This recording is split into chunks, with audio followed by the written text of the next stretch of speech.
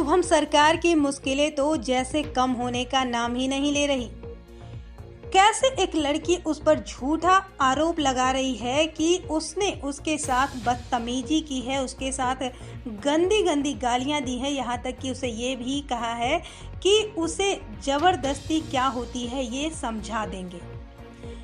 इसमें सच्चाई क्या है, कौन सही है, कौन गलत है, फिलहाल तो हम इस पर कोई टिप्पणी नहीं कर रहे, लेकिन यह पूरा मामला फेसबुक से जुड़ा हुआ है, जहां लड़की का कहना है कि फेसबुक पर उसने शुभम सरकार के मैसेज का जवाब नहीं दिया। इसी बात से उसका यानी कि शुभम सरकार का मेल ईगो हर्ट हो गया, जिसके कारण उसने लड़की को, जिसका नाम आलिया राजपूत है, गंदी गंदी गालियां दी, भद्दे भद्दे कमेंट किए, यहाँ तक कि ये भी कहा है कि अगर उसने बात उसकी नहीं मानी तो वो उसे पूरी तरह से बदनाम कर देगा।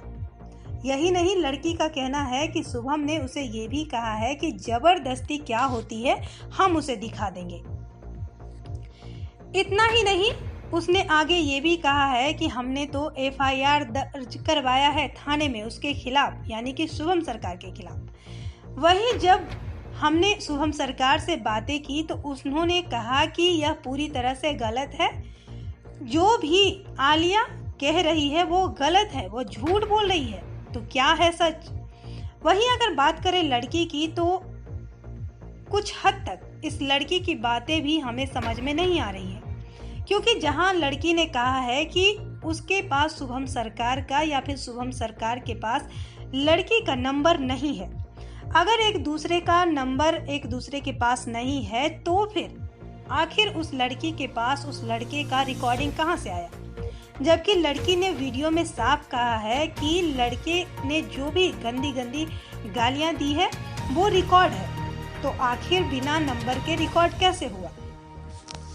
इस बात को तो फिलहाल उसने क्लियर नहीं किया था। क्या फेसबुक पर उसने कॉल किया था? अगर फेसबुक पर कॉल किया था तो सवाल ये उठता है कि जब वो गंदी गंदी गालियां दे रहा था तो फिर इसने उसका कॉल रिसीव क्यों किया।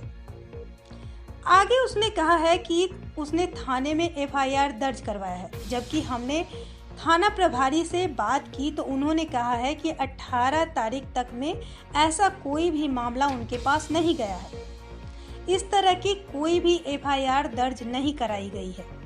तो आखिर पूरा मामला है क्या? क्या लड़का सच बोल रहा है या फिर लड़की सच बोल रही है, या फिर दोनों झूठ बोल रहे हैं? लेकिन यहाँ पर एक बात तो है कि इन दोनों में कोई ना कोई एक दूसरे की बदनामी तो चाहता है। फिलहाल आने वाला वक्त ही बताएगा कि सच क्या है। फिलहाल हम इसकी तहकीकात कर रहे हैं, हम इस पूरे मामले की जड़ तक जाने की कोशिश कर रहे हैं। आगे की जानकारी भी हम आपको इसी तरह से अपडेट करते रहेंगे, लेकिन उसके लिए आप हमारे चैनल को सब्सक्राइब करें, लाइक